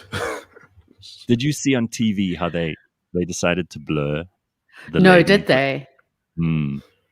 Why did they do that? Well, because it's women's breasts, some people will complain. I think it's ridiculous. You should be able to show that. It's part of their culture. It would be like, not showing the Queen with her crown on in England, or not showing a person on reality TV's facial expressions. And it's not a sex thing, and there's no reason for people to be offended by it. All women, as far as I know, have breasts of varying sizes and kinds and types. And what are you going to go and be offended by that for? I mean, most of us were raised on breast milk at some point. So are you honestly going to tell me that it's offensive to see breasts? Can't let little children see breasts. Ah, please, man. Little children. There's all these people are worried about little children. I'd rather little children see breasts on TV than they see the violence going on in society. Watch some of those movies. Over the past couple of days, based between Piers Morgan and Cardi B and Megan Thee Stallion at the Grammys, I've never heard of so many associations, but particularly parent associations there are who feel compelled to put out statements and complaints. There was the Television Parenting Association of America. There's people who just feel like, oh, this is just too much for my children. My children could not have watched this, and they were all complaining. I thought, what do you guys do? I want to know the Television Parenting Association of America. What's your mandate? Do you meet monthly? Do you meet weekly? What do you usually compare about? Sorry, there's too much Cardi B on television. People start associations for all kinds of things, and I think it's you're within your rights, and you can raise your kids however you like. And if you don't love what you see on TV, turn the TV off. Don't tell the rest of us what we can't watch. Like, just because your little preshies are sitting in front of the TV. And by the way, I have a problem with the Grammys putting that kind of show on, because it is primetime TV, and the Grammys should have a responsibility to know that there could be kids watching.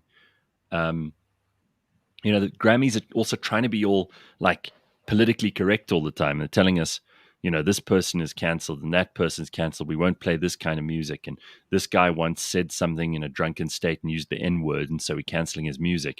But we'll have Cardi B grinding with another chick on stage.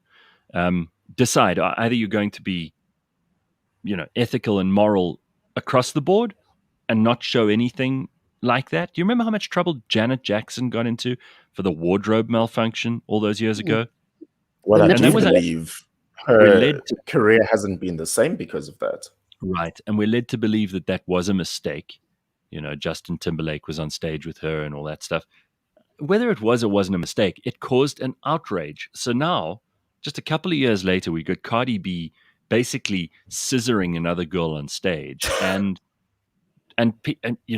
people are okay with it across the board. Listen, either you're into that stuff or you're not. If you're not into it, and you're the Grammy, and you're in charge of producing the Grammys, then keep it off the screen, because you're going to get complaints. And frankly, I don't know that a mainstream awards show that's talking about music and giving people a very prestigious award for music, I don't think you should necessarily have that on if kids could be watching. At the same time, if you are going to do it, and you are a parent who doesn't like that stuff, now Grammys are not for kids anymore. Keep your kids away from it. Because it's not about, and I noticed they did this. They altered their lyrics. This is particularly Meg Thee Stallion and Cardi B. They altered the lyrics of the song to fit into a family crowd. How do you change the lyrics to wet ass pussy?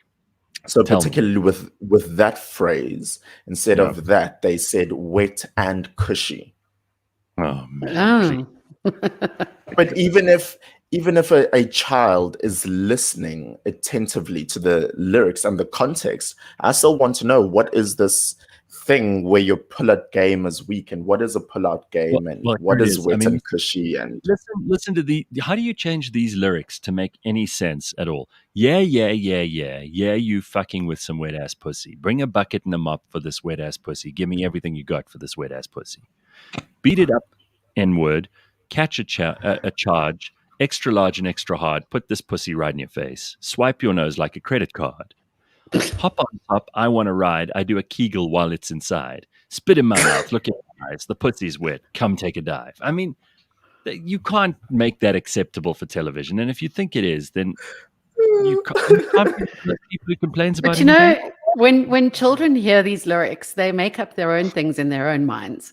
I mean, I remember when there was a song about making love, for instance. I just knew that it was about kissing and loving someone. Oh, Leigh-Ann, how innocent of you. Wet ass pussy is a different game entirely, with all due respect. There is no other way to interpret that. It's only in hindsight, and don't roll your eyes at the age reference here, but I remember when Janet Jackson's song Feedback came out, and I was still quite young. I think Feedback came out probably, I'd say, like 2007, 2008, maybe even like around 2010. Long story short, I was so into that song. And now when I think about the lyrics, I should not have been singing that as a child. The lyrics are along the lines of, strum me like a guitar, blow out my amplifier. When you hear some feedback, keep going, take it higher. Wow. It was Mabale who always said that one song that used to scare her when she was little. And it was, girl, I'm going to make you sweat. Sweat till you can't sweat, and push it some more until you cry. And she was like, oh my God, I never ever want to have sex. La la la la long. La la la la long, longy, long, long, long. Yeah, I remember that song. Jeez, wow. What we sing and what we see clearly is very innocent when we're young. Jesus. Unbelievable what parents have to put up with now. Because this stuff is on like mainstream TV. It's not like you can avoid it. Plus, you turn on the radio now, you're going to hear wet ass pussy, I'm sure, right? It's a big song this year. But it'll be a radio friendly version. But it's not even about the radio anymore. It's about the fact that even if your precious child doesn't have a phone, they're going to go to school and their peers have phones and their peers saw videos of the Grammys and then they're going to talk about it. I don't want to say parents shouldn't make an effort, but shame. You can't. You know, your children will never be immune to it. They'll see things, they'll know about it. You can't avoid it. Carl says, my 4-year-old asked me why the cat's bum is wet. She wanted to know if it was left in the rain. Why was the cat's bum wet? Had it just had relations? No, I'm assuming that's in wet as pussy. Yeah. Wet. Leigh-Ann. Leigh-Ann's a bit slow this Friday morning. Usually she's on the ball. Come on, work. Lenny says, in Belgium, a poes is a cat. Legit, my kids are 8 and 10 and they don't know the other meaning yet. Yeah, Lenny, that's right. That was my favorite headline of all time, of course, where there was a picture of a cat in a cardboard box and it said, bang, poes en doos gevonden. What does that mean? See, didn't you call yourself cat found in a box? Didn't you call yourself a doos this morning when you came on? Well, yeah, but that's apt. So, we've been trying to get a woman called Candace Owens on the show for a long time now. Candace Owens is a conservative commentator, and she's very political. She's been working for Prager University, and she's quite outspoken. She's had an online tiff with Cardi B. Basically, Candace, and I think this is to Eleutheria's point here, she says society is just degenerate. So let me tell you what happened, because this is actually kind of hilarious. So Candace Owens went on and said, listen, Cardi, but she calls her Belle Carlos, which is her actual name, right? Yes. She says, why don't you set a better example for young black women? Why do you allow yourself to be objectified like this on TV? Why do you choose to be degenerate? Which is the word that Eleutheria uses here to describe it. And like Cardi B responds like, yo, we made it onto Fox News or whatever, because Candace was commenting on this on Fox News. Anyway, the two of them got into a huge fight. Cardi B got this photoshopped picture of a tweet, which wasn't Candace, but she made it look like it was, saying like her brother and her husband had an affair. It was all made up. So Cardi B was obviously ramping up the fight on her side. And Candace said to her, you better stop this because I'm going to sue you. Candace is now suing her. And so Cardi B's deleted all those tweets. So you ain't heard the end of this. Wow. I suppose what makes it different is like if it had been a white man or even a black man, frankly, who'd been telling Cardi B that they think she's degenerate for what she's doing on TV, they wouldn't have had as much punch as Candace Owens does, because Candace is also a black woman. And this is the world we live in now, for better or worse. I mean, I like to think that everybody's entitled to an opinion, and it doesn't matter who you are or what you are in terms of your race, your background, your privilege or lack thereof. I think you should be able to say what you think, regardless. But this is going to be an interesting case to watch, because if Candace does end up suing Cardi B for, essentially like lying about her brother and her husband, it's going to be very embarrassing for Cardi, and she'll lose a lot of money to Candace. So In America, their laws around suing people are much, much more strict, and they're a lot more litigious than we are here. So I'd be interested to see how that one goes. And if Cardi B does come off looking worse and she does lose, it'll be a big victory for Candace and for people who are more conservative.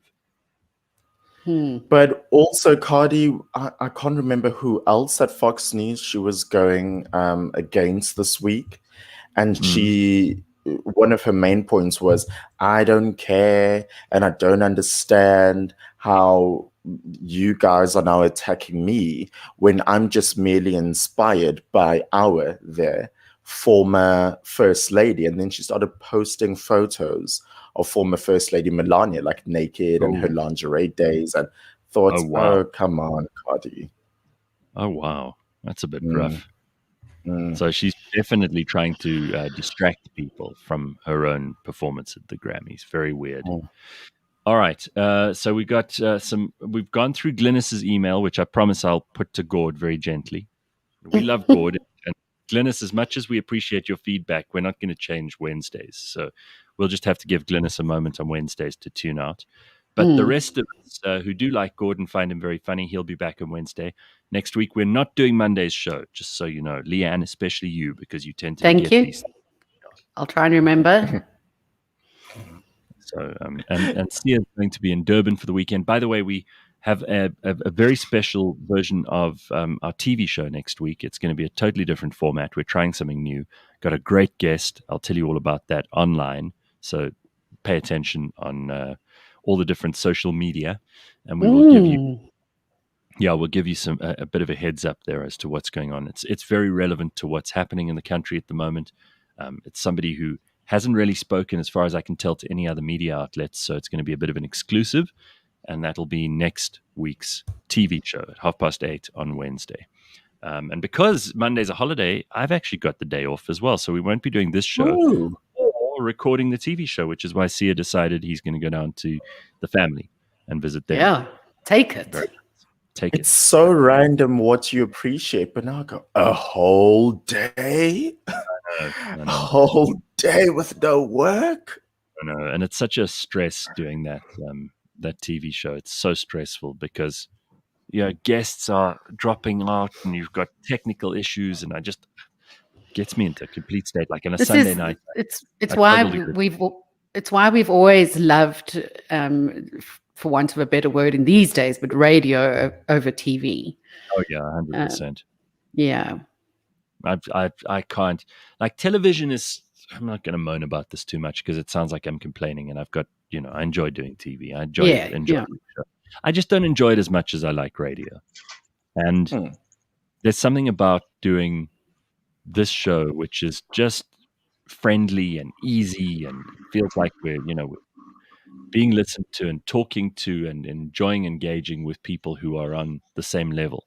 With television, you never see or interact with your audience, especially if it's a recorded show, to the degree that you do on radio. And you have to put on makeup and you have to get dressed up in a certain way, and there's lighting and there's scripts, and it just doesn't feel as real to me. There's lighting and cameraing and actioning. Exactly. Okay, Leigh-Ann. It doesn't feel as real. That's all I'm going to say. All right, we've got to talk to George. Oh, God, I don't know why, but this Comrex is just giving me unbelievable shit this morning. So I'm just going to reconnect there quickly because we seem to have I know, it's disconnected twice this morning. I'm telling you, it's Eskom's fault. Hey, George Meany, how are you? Hey, Gareth, how are you? Good. You're wearing the sunglasses. Where are you today? Well, the sun's shining directly in my face, so I'm not trying to be cool. I thought you were trying to be cool. Not that you try. You are cool. You are. How many people do we know who are CEO of a major South African company? They are also cool. They're also a pilot. They also know everything about cars. I mean, how could you not be cool? Well, thanks, Gareth. I appreciate that. But I'm going to keep these on for the moment, if you don't mind. Oh, of course. Go ahead. Why is everyone else gone? It's nothing you did. Don't worry. We're still here. We're just looking. We're watching you. Go ahead, George. I don't like looking at myself, but anyway. There he is. There's George Mooney, everybody. There we go. All right, what do you have this morning? Well, coming to you from my hangar, because I'm going to go fly just now. The windsock is flat. It is. That means it's the best conditions for flying, especially in the morning. That's terrific. George, when you looked outside, I did too, as if I was going to see a windsock. There's the windsock behind me. Don't know if you can see it, but it is flat. Wow, very flaccid. So I'm gonna go and fly that just now. What, the windsock? No, not the windsock. You banana. So you might hear airplanes going past every now and again, like the one that's busy taking off now. So sorry about that. Oh, sorry. Okay. Please excuse Leigh-Ann, George. I'm going to fly the windsock like a broom. Yeah, you're playing Quidditch. Well, Leigh-Ann sometimes flies her broom, but usually only late at night, and she uses it to kidnap children that aren't good. The number's 2001. That's the one, yeah. Yes. The number's 2020. Yeah. Anyway, so onto car news, Gareth. In America, no doubt, in a trucker by the name of Rod Drury, I don't know if I want the name Drury, right. Pulled up to what looked like a wrecked camper van along the side of a road on the Malad Gorge Bridge in southern Idaho on Monday afternoon. Gorge Bridge. And the Malad Gorge Bridge, sorry. And there was this camper van on its side. And so he got out of his car and took a look. And there was the car that was towing the camper van, dangling off the edge of the bridge by its towage. Oh, shit. Inside the car were a 67-year-old driver and his 64-year-old wife. Oh, no. Stuck inside the car, dangling off the edge of the bridge, hooked only by the tow hitch to the camper van. Oh my Lord! How did imagine being stuck there? Well, for apparently the tow hitch pulled the entire car's axle almost off the car, but didn't detach. So the car was dangling by the tow hitch, and the camper van was so big that it couldn't go over the edge. And the camper van effectively saved this couple's life. And how do you post a comment? I want to put the link in this description for you, because you've got this new platform, which I must say is very cool. It's much cooler than the previous one. You just post a comment like you usually would on the previous one. Just go to comments and type it in. Comments and type it in. There we I go. don't see that either. Like this, George. There we go. I've just put it up now. There we go. See that? Hundreds. There it is. There's the link and the photograph, and you can see this camper van was about 2-3 times bigger than the car itself. Right. But imagine dangling inside a car at the age of 67 with 50, 60, 100 meters below you. Not knowing if you're going to get out. And so the rescue services came along, tied the car to the edge of the bridge so that it wouldn't fall, and then they rappelled and rescued the elderly couple with harnesses and ropes. Oh, my word. Horrible. And then just before you carry on, we're getting lots of comments from people who are saying how great you look. Look at this one. This is from Tracy. She says, you look very Terminator T9000-esque. Jenna says George is looking fly, which is hilarious because you are actually flying later today. Andre saying the FBI is on your show. Yeah, no, lots of people. George, a question from Andre: why is it called a hangar if the plane is on the ground? Well, Andre, it is spelt different to the hanger that you hang clothes on. It's actually Hangar. A lot of people get that wrong. It's a hanger. That's right, yeah. And maybe it's where the planes hang out. So yeah, that was cheesy. That was really cheesy. All right, sorry, I interrupted you. Carry on. That's all right. Thank you for the compliments anyway. South African roads are now officially the most dangerous place in the world.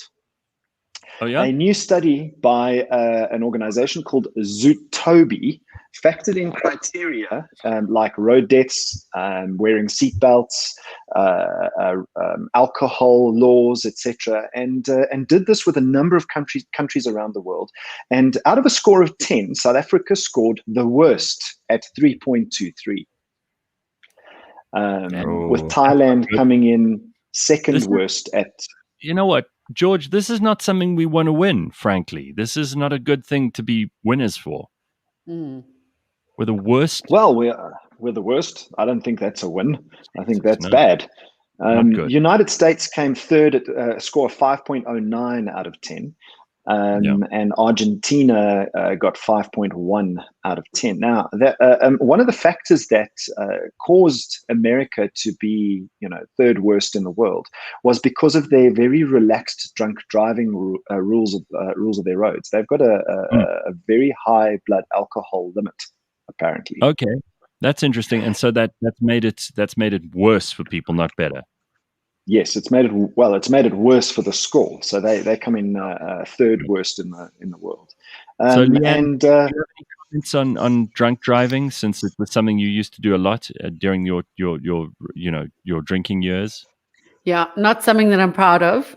But where is this place again? Asking for a friend. Her name is Leigh-Ann Lol. George,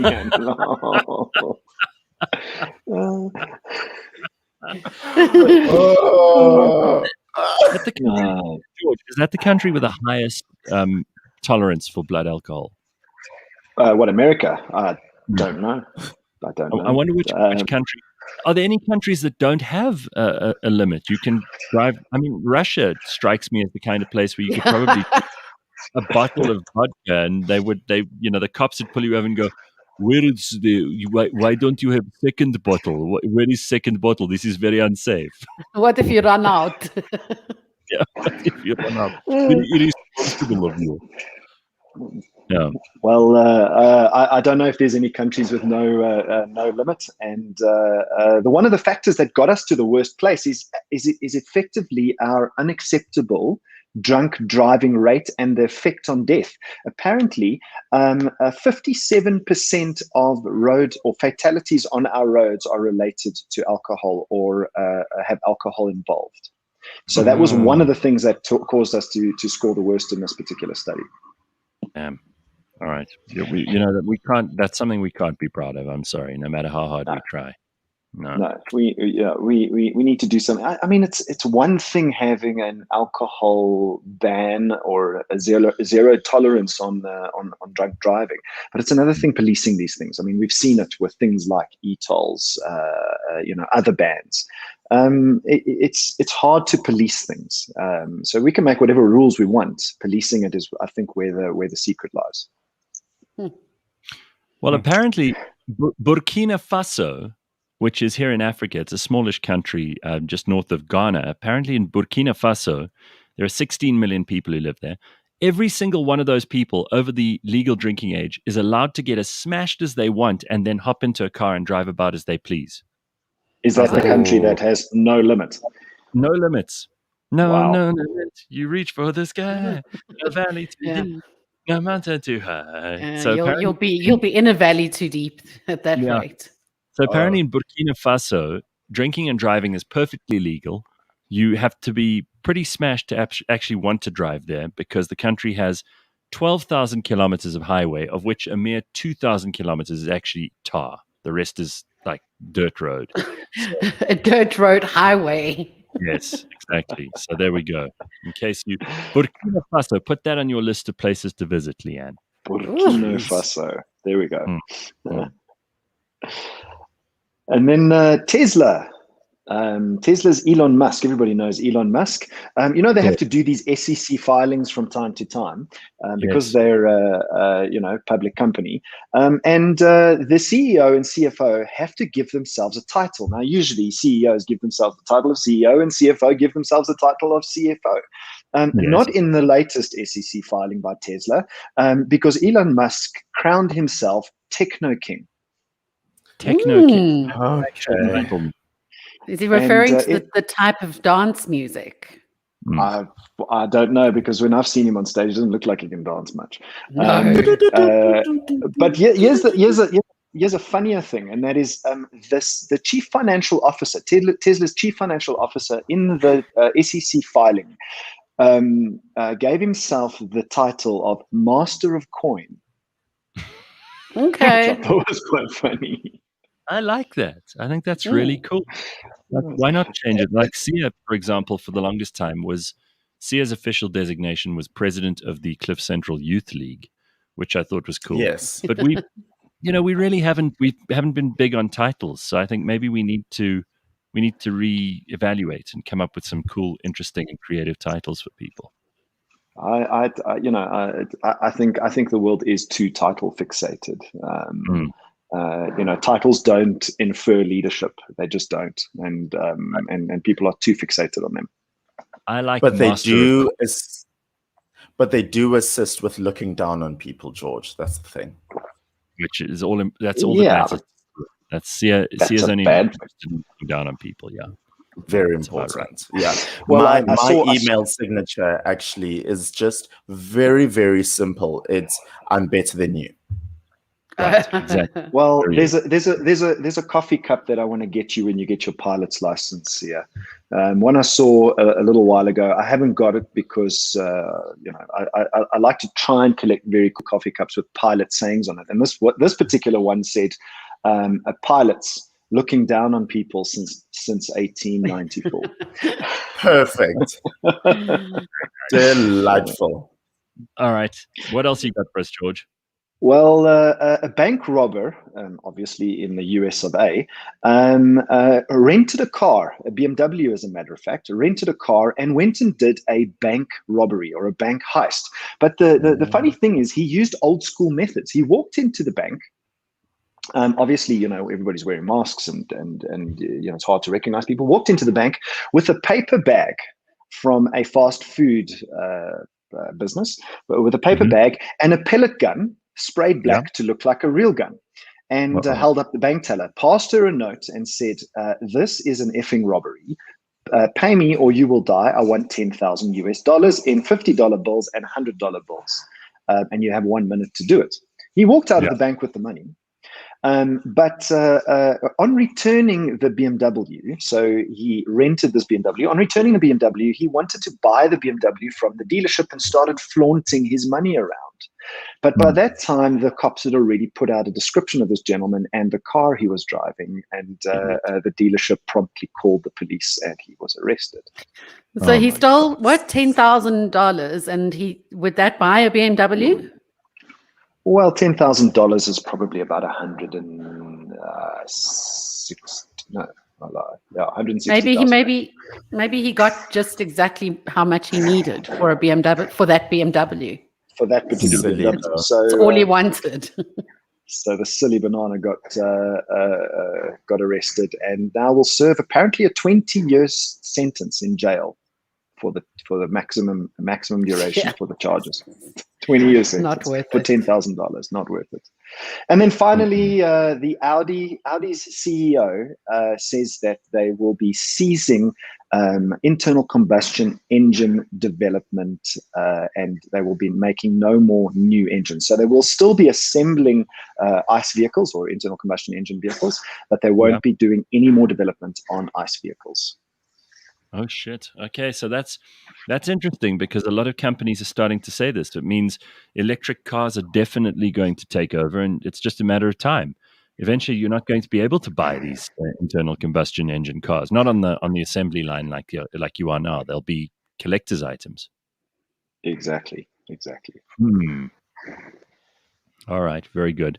A couple of comments. Basitsana says that Burkina Faso is a shithole country, so don't even bother if you want to go there and drive drunk, because you won't find a car or a highway. She says that her title used to be conversation architect at the company that she was at. How cool is that? Oh, wow. Like that? Yeah. Wow. Mm-hmm. Tracy says she met someone who was a creative director, probably at an ad agency or something. On her business card, it read "Creative Goddess." That's awesome. Very, like very that. nice. Oh. Yeah, Well, so- we make part of our people's title that create content in our business. We make part of their title the word creator. Mm. So that so that their title kind of describes what they do. Okay. I'm now persuaded that we all need to find new titles for ourselves. So from next week on, we will be addressing ourselves differently on this show, and you better make sure you know what those addresses are. Otherwise, we will leave you in the cold. Exactly. Very good. I'll learn how All to right. curtsy then over the weekend. No, Sia, you're going to be the one who's curtsied too. Mm-hmm. Also love that. King Emperor, Lord High Chancellor of Cliff Central, Sia Sangweni. That's something Chancellor like that. We'll of Cliff figure it out. Central. Yeah, I like that. I like it. All right, very good.